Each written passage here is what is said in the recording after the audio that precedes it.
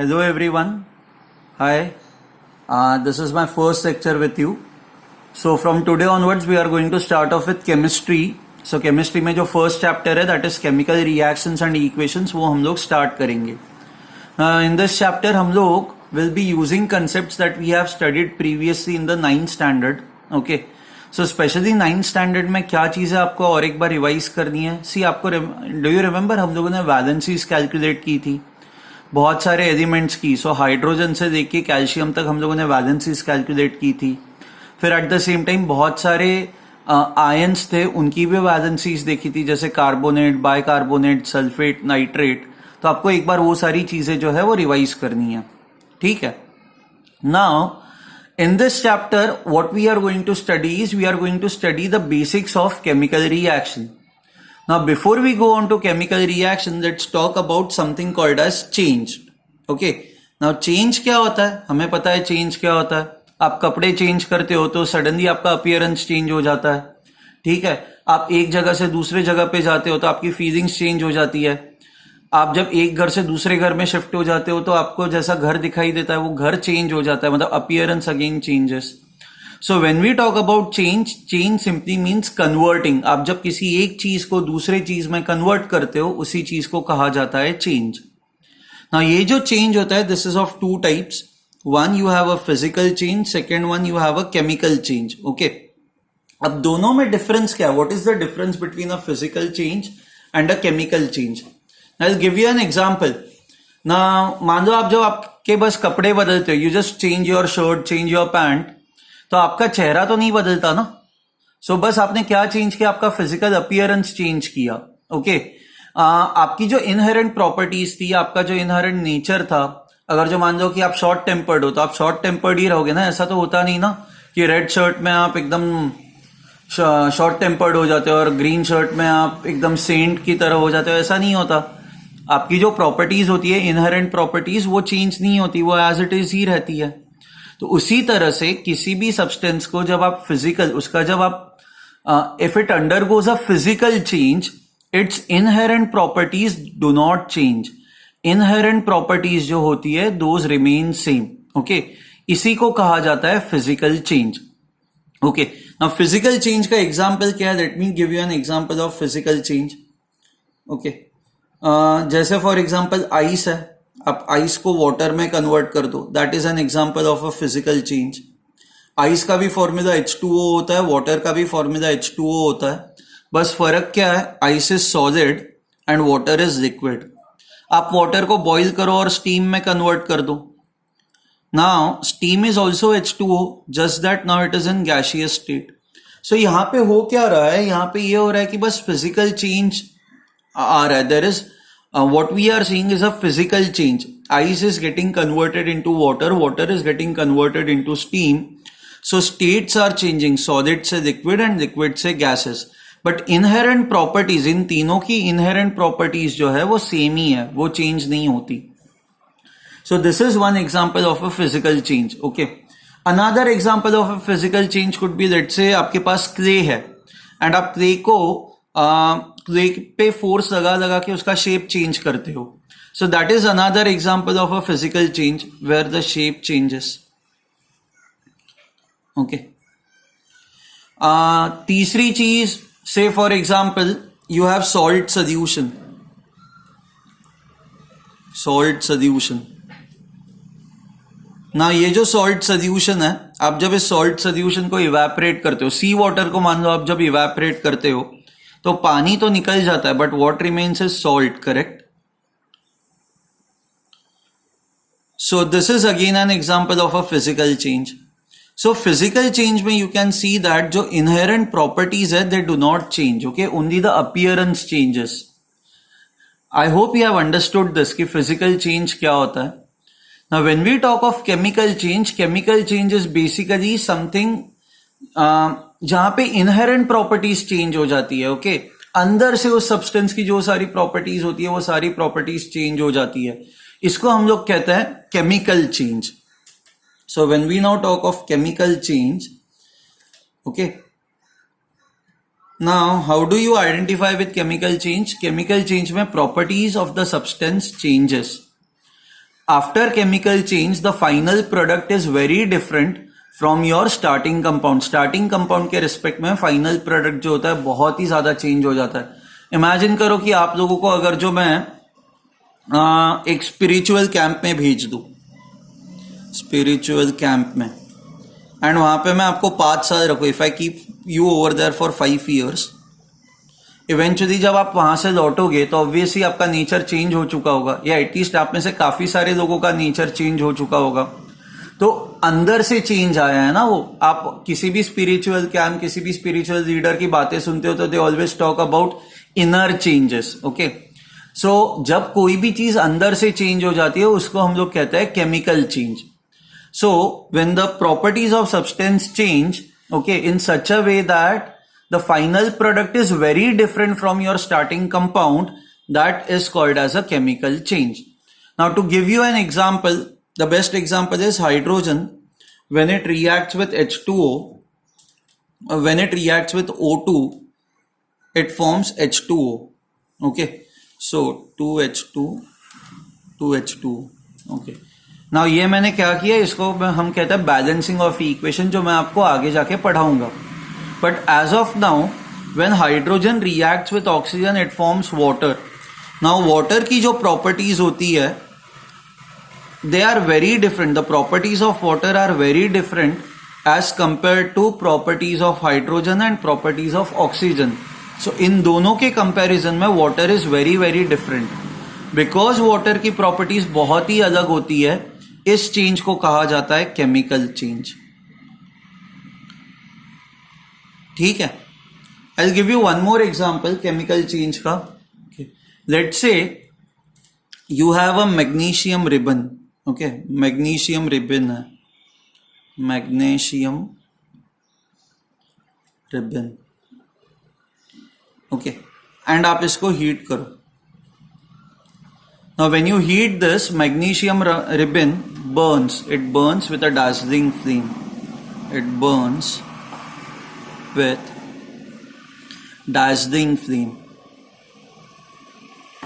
Now when it burns with dazzling flame, what happens is eventually ये burn हो जाएगी तो आपको ash मिलेगा। okay, ash, white ash is formed. Now अगर जो आप इस white ash की properties देखोगे, the properties of this ash will be very different from the magnesium ribbon. The reason is because क्या होता है कि magnesium reacts with oxygen. When you burn anything, burning का meaning होता है reacting it with oxygen. So when magnesium burns, it means magnesium reacts with oxygen and it forms a compound called as magnesium oxide, MgO.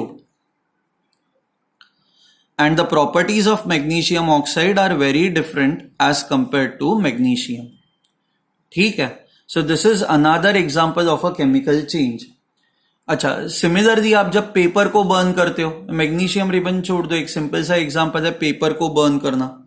आप जब paper को burn करते हो तो burn करने के बाद फाइनली जो ब्लैक रेसिड्यू बच जाता है ना, एंड वो जो ब्लैक रेसिड्यू होता है, it is very different from your starting compound.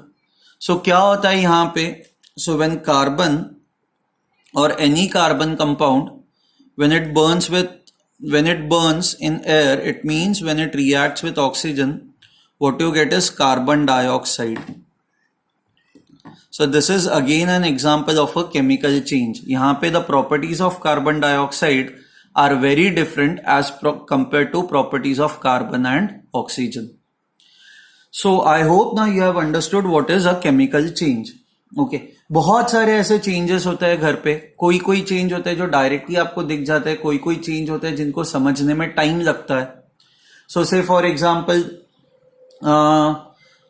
आप जब कर्ड बनाते हो मिल्क से, ओके, तो व्हेन यू प्रिपेयर कर्ड, आप जब दही बनाते हो तो थोड़ी देर के बाद दही अपने आप से जम जाता है, तो आपको दिख जाता है चलो दही बन गया है, so that change is visible. Okay, आप जब पेपर को जलाते हो तो इवेंचुअली वो ब्लैक रेसिड्यू में कन्वर्ट हो जाता है, तो वो दिख रहा है आपको, so that change is visible. But कई बार ऐसा होता है कि जैसे फॉर एग्जाम्पल मान लो आपने दूध ऐसे ही बाहर ओपन में रख दिया तो खराब हो जाता है ना वो। अब ऐसे ही देख के बहुत बार हमें समझ में ही नहीं आता कि दूध खराब हो चुका है, वो आपको कब समझ में आता है, कि जब आप उसको गैस पे गर्म करने रखते हो तब जाके हमें रियलाइज होता है कि वो खराब हो चुका है. सो कई बार ऐसा होता है कि changes are not visible, sometimes the changes are visible. अब फॉर एग्जाम्पल मान लो किसी को अंदर से कोई बीमारी है, जैसे मान लो कि किसी को कैंसर हुआ है, तो इनिशियली तो कैंसर हम डिटेक्ट कर नहीं पाते ना. बहुत बार ऐसा होता है कि फर्स्ट स्टेज में हमें पता ही नहीं चलता, वो सेकंड या थर्ड स्टेज में पता चलता है. So that is again the thing जहां पे चीजें are not visible. Best example is ये कोरोना. अगर जो कोई इन्फेक्ट हो जाता है तो पहले 3-4 दिन तो कोई सिम्टम्स ही नहीं होते, तो बॉडी के अंदर चेंजेस हो रहा है, but those changes are not visible. So that is why what I can say is some changes are visible जो दिख जाता है, and some changes are invisible. I hope this is clear to you. Some changes are visible and some changes are invisible. Okay, now जो changes visible होता है, जो changes हमें समझ में आता है, वो किस किस तरह से समझ में आता है. सो कोई कोई केसेस में ऐसा होता है कि पोजीशन चेंज हो गई है, या शेप चेंज हो गया है, या साइज चेंज हो चुकी है. ओके, अच्छा, second way is colour change हो जाता है चीजों का. कलर चेंजेस, जैसे फॉर एग्जांपल मैंगोज है. ओके, मैंगोज जब कच्चे होते हैं तो ग्रीन होता है, वो पक जाता है, वो हमें कैसे पता चलता है कि उनका जो कलर होता है वो येलोइश ऑरेंजिश हो जाता है. तो जब कलर चेंज होता है तभी हमें पता चल जाता है कि चेंज हुआ है कोई. फिजिकल चेंज, जैसे फॉर एग्जांपल आप आइस को बाहर रखो तो आइस वाटर में कन्वर्ट हो जाता है ना, तो basically solid has got converted into liquid, इसको हम लोग कहेंगे फिजिकल चेंज. उसके बाद कई बार टेम्परेचर चेंज हो जाता है.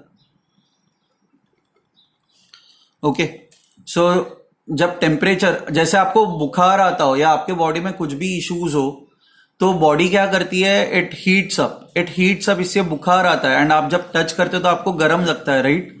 सो टेम्परेचर जब बढ़ता है तब हमें रियलाइज होता है कि हम बीमार पड़े हैं. So basically this is an example where temperature has changed. So change आपको दिखाई नहीं देता, but because temperature has change, उससे हमें समझ में आता है कि नहीं, बॉडी के अंदर कुछ कुछ चेंजेस हो रहा है. ओके, कई बार कंपोजिशन चेंज होता है, स्ट्रक्चर चेंज होता है. स्ट्रक्चर चेंज होता है, इसका मतलब क्या होता है. सो से for example you have okay a container. ना इस कंटेनर के अंदर let's say you have AgCl. बहुत AgCl डिसॉल्व नहीं होता. Okay, so AgCl is slightly soluble. So AgCl को डिसॉल्व करने के लिए आपको बहुत सारा पानी चाहिए, तब जाके वो डिसॉल्व होगा. सो लेट्स से आपने AgCl दिया हुआ है, AgCl is slightly soluble, so which means बहुत सारा पानी चाहिए होगा इसको डिसॉल्व करने के लिए. So you have let's say very few particles which are dissolve.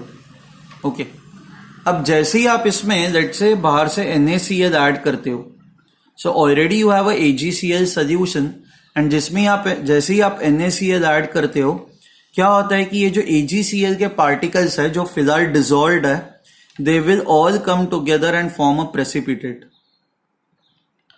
They form a precipitate. So basically यहाँ पे क्या हुआ, यहाँ पे स्ट्रक्चर चेंज हुआ ना. पहले जो AgCl था वो डिसॉल्व स्टेट में था, छोटे छोटे पार्टिकल्स के फॉर्म में था, बट जैसे ही आपने NaCl ऐड किया, क्या हुआ कि ये छोटे छोटे पार्टिकल्स जो है वो एक साथ आ गए, and they formed a precipitate.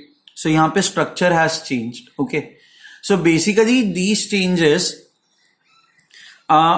can be observed when one of these things changes. जब इनमें से कोई भी एक चीज चेंज होती है तो हमें रियलाइज होता है कि change has occurred. Okay, so what we will do now is first we'll try to understand what are chemical reactions. Okay, and once मतलब केमिकल रिएक्शन को हम लोग लिखते कैसे, उसके नोटेशंस कैसे होता है, एंड उसके बाद फिर हम लोग अलग अलग एग्जाम्पल्स देखेंगे जहां पे जैसे कुछ केमिकल रिएक्शंस है जहां पे गैस इवॉल्व होता है, कुछ केमिकल रिएक्शंस ऐसे है जहां पे कलर चेंज होता है, कुछ केमिकल रिएक्शंस ऐसे है जहां पे प्रेसिपिटेट फॉर्म होता है. ठीक है, तो ये अलग अलग केमिकल रिएक्शंस हम लोग पढ़ना अब स्टार्ट करेंगे. Fine. Okay, now we will start with something called as chemical reactions, and going forward इस चैप्टर के अंदर अब हम लोग बस केमिकल चेंजेस के बारे में बात करेंगे. ओके, सो सबसे पहले वो देखते हैं कि केमिकल रिएक्शन होता क्या है. सो chemical reaction is nothing but a chemical change. And what do you mean by chemical change? It is the change in which, okay, one or more substances, I write one or more substances is converted into another substance, into altogether new substance with different properties, with different chemical properties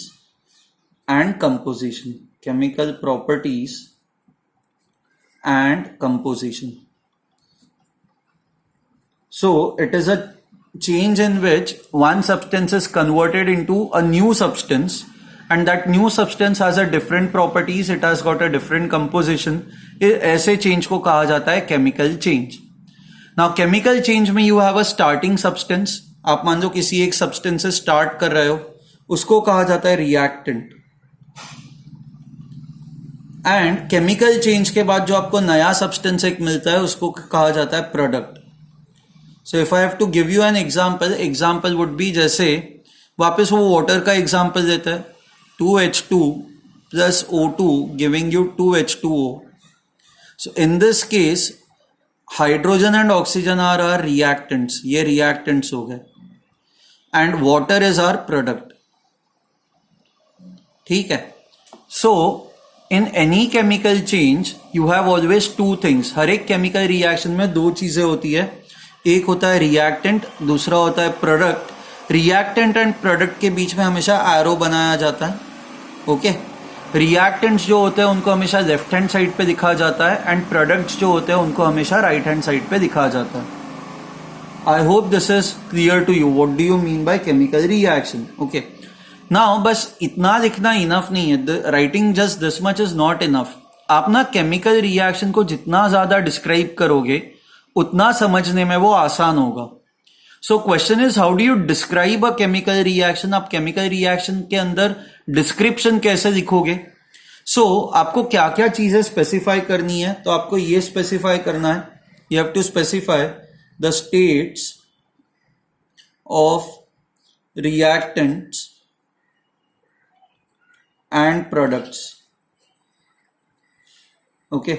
second, कोई भी chemical change carry out करने के लिए कई बार आपको high temperature की जरूरत होती है, कई बार हाई टेम्परेचर ना हो तो भी चल जाता है. जैसे फॉर एग्जांपल, मैं केमिकल चेंज नहीं, मैं नॉर्मल एक चेंज की बात करता हूं.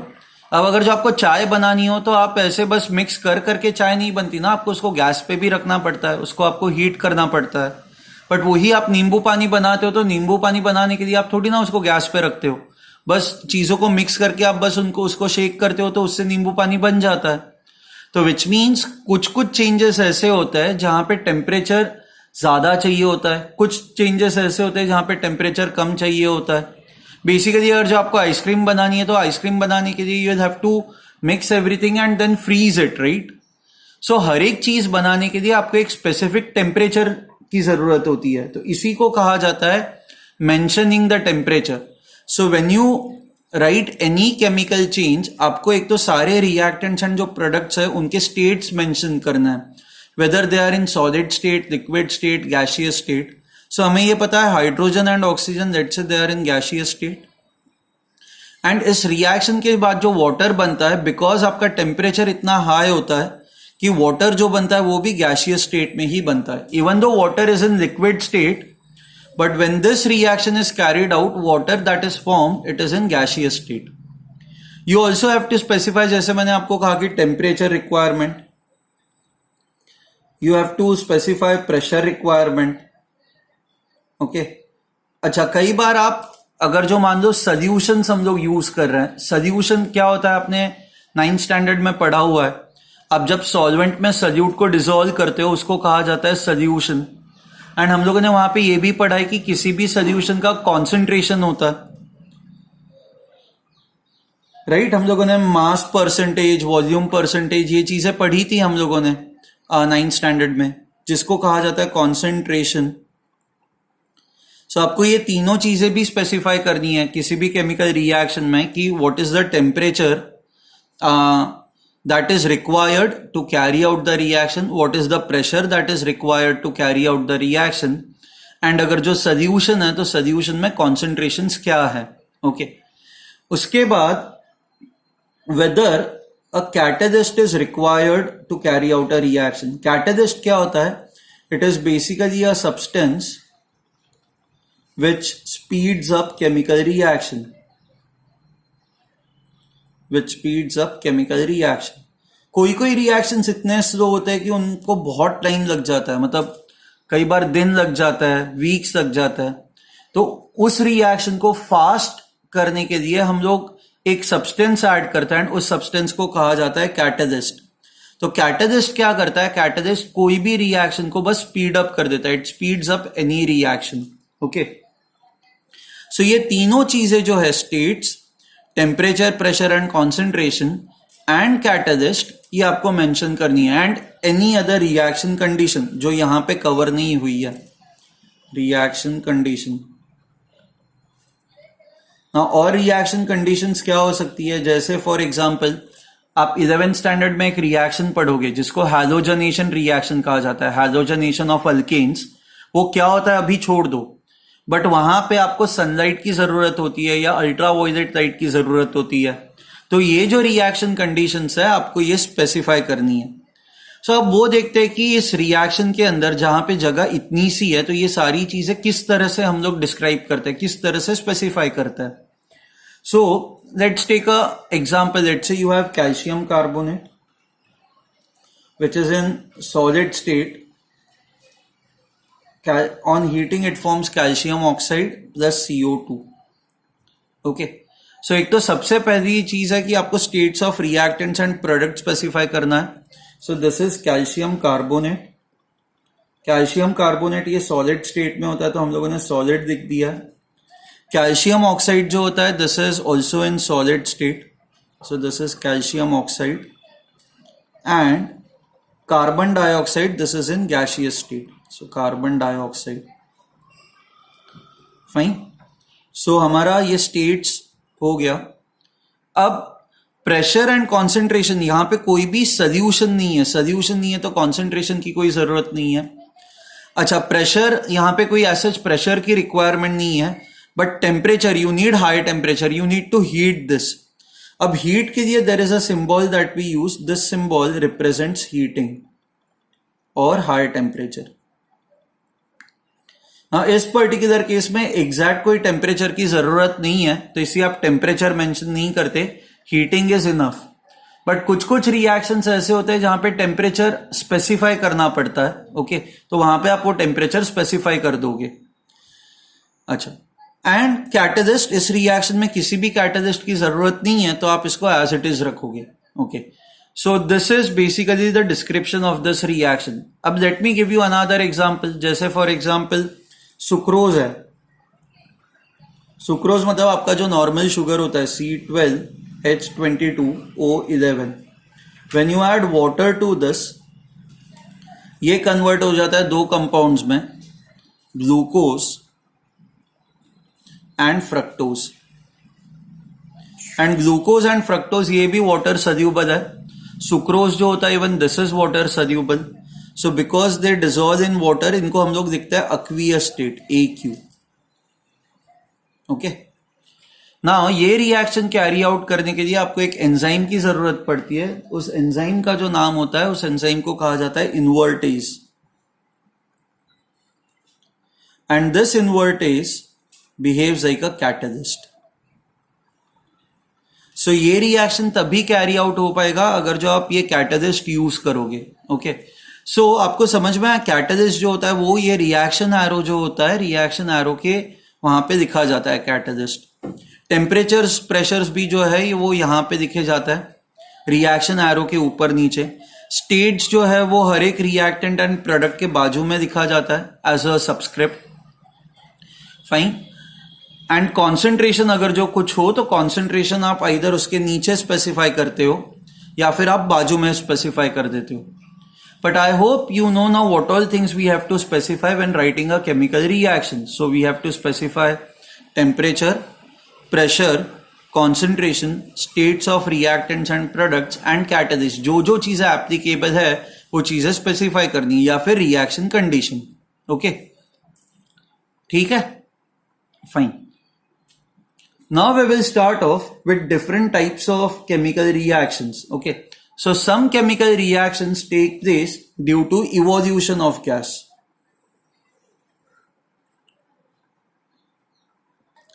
So first type of reactions are the ones in which a gas is evolved. Okay. So say for example, ये normally यहाँ पे example would be, let's say when active metals, active मतलब reactive metals, when they react with dilute acid, so what you get is hydrogen gas. Hydrogen gas is evolved. And hydrogen gas आप कैसे check करते हो कि ये जो gas है वो हाइड्रोजन है? हाइड्रोजन गैस को जब आप बर्निंग मैचस्टिक के पास में रखते हो तो पॉप साउंड आता है. सो this is through pop sound. Okay. Now for example जैसे जिंक है, zinc plus dilute H2SO4 sulphuric acid. Okay, it will form zinc sulfate ZnSO4. से जिंक की वैलेंसी 2 होती है, सल्फेट की भी वैलेंसी 2 होती है, तो इसलिए ZnSO4 ये आपका कंपाउंड बनेगा, plus hydrogen gas is released. अब पहले तो हम इसको स्पेसिफाई करेंगे. सो जिंक जो होता है that is in solid state. Dilute H2SO4, H2SO4 जो होता है वो पानी में डिजोल्व हो जाता है, तो it is in aqueous state. अच्छा, जिंक सल्फेट जो होता है, जिंक सल्फेट ये भी पानी में डिसॉल्व हो जाता है, सो this is also in aqueous state. Aqueous. Okay. Aqueous का मीनिंग होता है डिसॉल्व्ड, एंड हम इसको AQ के फॉर्म में लिखते हैं. And hydrogen is obtained in gaseous state. Now gases जो होते हैं, गैसेस के लिए आप ये अपवर्ड एरो दिखाते हो. So when ever a gas is formed you can also show upward arrow. That upward arrow would indicate this is a gas. ठीक है. फाइन. नाउ एक ये आदत डाल देना, हर एक के नीचे ना नाम लिखते जाओ. Zinc sulphuric acid. Okay. This is zinc sulphate and this is hydrogen gas. अच्छा, so this is an example जहां पे a gas is released. Okay. And जैसे ये गैस रिलीज होता है एंड वो पॉप साउंड का ये आपको टेस्ट मिल जाता है, मतलब when you get a pop sound, when you hold a burning matchstick near it, it proves that hydrogen gas is evolved. Another example is ये जो हम लोगों ने पहले देखा हुआ है, यहाँ पे CO2 gas is evolved. So this is again an example जहाँ पे a gas is evolved. Okay. Next example is let's say when you have FeS, this is iron sulfide. Now when iron sulfide reacts with dilute H2SO4, dilute H2SO4, okay, what you get is FeSO4 plus H2S. Now this is again aqueous. Okay. H2S is a gas, इसको hydrogen sulphide कहा जाता है. So this is ferrous sulfate. Sulfate. This is hydrogen sulfide.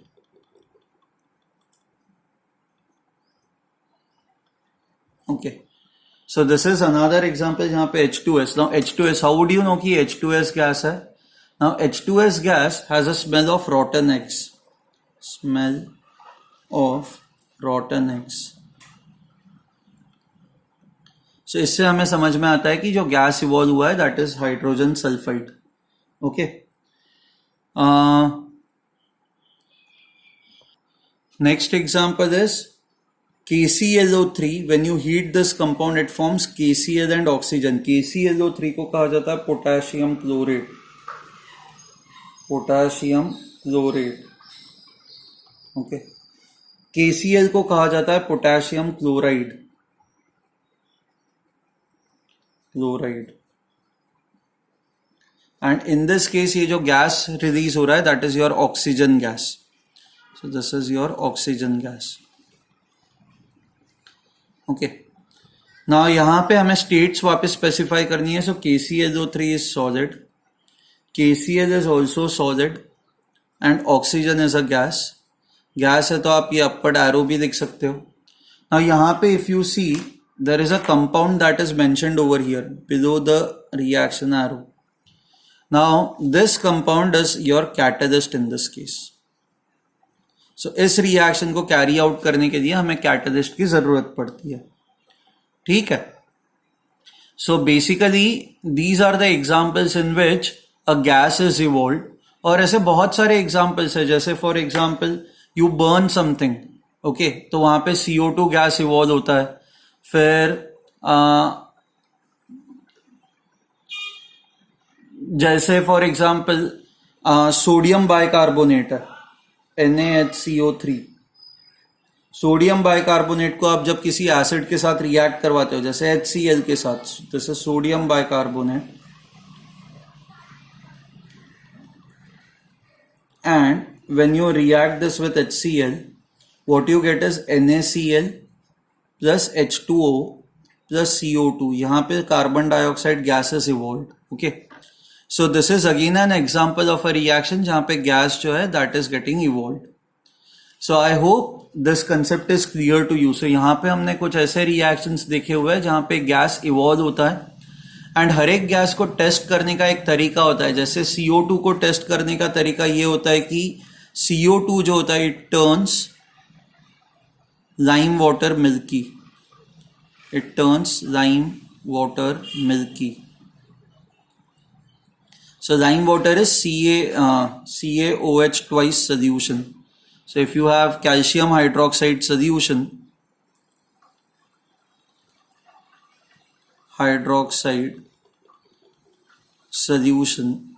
मान लो ये एक container है and इसके अंदर आपके पास ये कैल्शियम हाइड्रोक्साइड सोल्यूशन है एंड इसमें से अगर जो आप CO2 पास कराओ तो ये जो पहले आपका सोल्यूशन क्लियर था, ये clear will now it will become milky, whitish हो जाएगा, मिल्की हो जाएगा.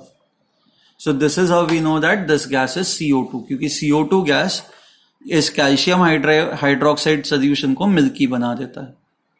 ठीक है, fine. So now in the next video will cover few of those reactions जहां पे कलर चेंज होता है, कहीं पे प्रेसिपिटेट फॉर्म होता है, कहीं पे एनर्जी चेंज होती है.